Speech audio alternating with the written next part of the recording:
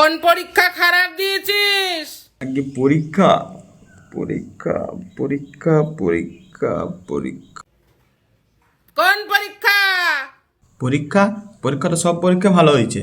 সত্যি কথা এখনই বলে দে, পরে যখন জানতে পারবো তখন কিন্তু কালি পটকানা দোদমার মতন বাস্ট হব। তাই সত্যি কথা এখনই বল, কোন পরীক্ষা খারাপ দিয়েছিস? না বাবা, সত্যিটা বলে দিয়ে ভালো, বলে দিই। আমার দোদমার মতো বাস্ট হবে বলছি ওই কি পরীক্ষা দিই সেটাই তো ভুলে গেছি, কি বলবো।